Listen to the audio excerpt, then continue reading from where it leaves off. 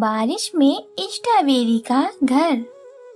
हीरा नामक जंगल में सोना चिड़िया और उसका एक लड़का चंगू रहता था। जंगल में सभी पंछियों का घर मजबूत था, लेकिन सोना का घर काफी कमजोर था, जिससे उसे डर था कि बरसात में कहीं उसका घर टूट न जाए।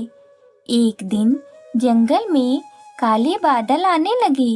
यह देख सोना ने चंगू से कहा, बेटा जाओ और रामू अंकल से पूछ कर आओ कि बारिश कब और कितनी होगी। माँ, रामू अंकल कैसे बता सकते हैं कि बारिश कितनी होगी? बेटा, वह पहाड़ों में रहते हैं, इसीलिए बादलों से उनकी दोस्ती हो गई है। बादल बरसने से पहले उन्हें बता देते हैं कि वह कहाँ बरस रहे हैं। ठीक है माँ, मैं अभी जाता हूँ और पूछ कर आता हूँ।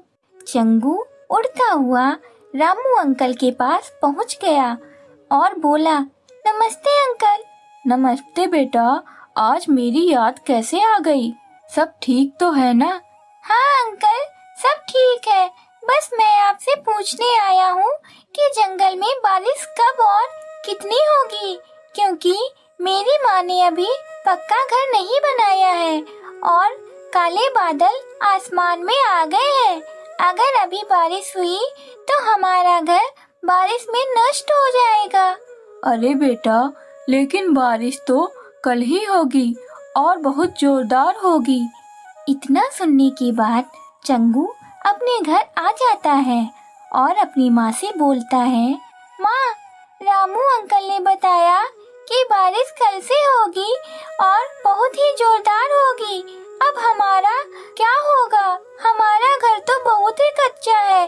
अरे मत बेटा, मैं अभी से पक्का घर बनाने के लिए लग जाती हूँ। दूसरे दिन सोना के घर बनाने से पहले ही जोरदार बारिश होने लगी। तेज बारिश और तूफान से सोना का घोंसला जमीन पर आकर गिरकर टूट गया। यह देख सोना बबली के घर पहुंच गई और बबली से कहा, बहन, मुझे अपने घर में बारिश रुकने तक रहने दो। मेरा एक छोटा सा बच्चा है, हम पर दया करो। सोना, मुझे माफ करना, मेरा घर छोटा है, इसीलिए मैं तुम्हें अपने घर नहीं रख सकती। तुम कालू कौवे के पास जाओ, उसका घर बहुत ही बड़ा है। फिर सोना अपने लड़के को लेकर कालू के घर पहुंच गई। सोना ने कहा, कालू भाई, हमारा घोंसला कमजोर होने के कारण बारिश में नष्ट हो गया है। कृपा कर हमें अपने घर में बारिश रुकने तक रहने दो। आपकी बड़ी कृपा होगी। नहीं नहीं, मैंने तुम्हारा ठेका नहीं लिया है। मैं तुम्हें अपने घर में नहीं रखूंगा। निकल जाओ यहाँ से। सोना और चंगू बारिश के चलते एक पेड़ के नीचे बैठ गए। तभी पेड़ ने कहा, सोना, मैं तुम्हारी बेबसी को अच्छी तरह समझ रहा हूँ। अरे, यह कौन बोल रहा है? मैं जादुई पेड़ हूँ, मैं सब कुछ जानता हूँ।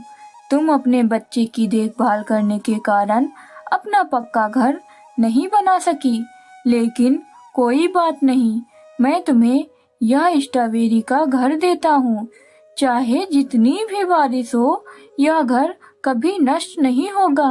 पेड़ भाई, आप बहुत ही दयालु हैं। मैं आपका यह एहसान कभी नहीं भूलूंगी। धन्यवाद। इसके बाद सोना उसी जादुई स्ट्रॉबेरी के घर में रहने लगे। जंगल में बरसात रुकने का नाम नहीं ले रही थी। इससे बाकी पंछियों के घर भी बारिश के कारण गिरकर टूट गए।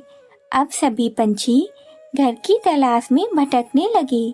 तभी उन्हें एक बहुत सुंदर स्ट्रॉबेरी का घर दिखा। सभी घर के पास पहुंच गए और दरवाजा खटखटाने लगे। सोना चिड़िया ने दरवाजा खोला। अरे दोस्तों, तुम बारिश में क्यों भीग रहे हो? सोना, हमारा घर तेज बारिश के कारण टूट गया, इसीलिए हम घर की तलाश में भटकने लगे और जब यह सुंदर स्ट्रॉबेरी का घर देखा तो इसमें रहने वाले पंछी से मदद मांगने आ गए। अरे दोस्तों, कोई बात नहीं, तुम सब अंदर आ जाओ। सभी घर के अंदर आ गए। सभी को देख चंगू ने कहा, माँ, जब हमने इनसे मदद मांगी थी तब सबने हमें भगा दिया था। आपने इन्हें घर में क्यों रख लिया? हाँ चंगू, तुम सही कह रहे हो। हमें अपने पक्के घर पर बहुत ही घमंड था, जो कि अब धूल में मिल गया है। हम सभी को तुम दोनों माफ कर दो। अरे कालू भाई, यह तो अभी बच्चा है, आप इसकी बात का बुरा ना माने। एक दोस्त ही दूसरे दोस्त के काम आता है। कुछ ही दिनों में बारिश रुक गई। सभी ने फिर से अपना घर बना लिया। सोना और चंगू स्ट्रॉबेरी के घर में ही रहने लगे।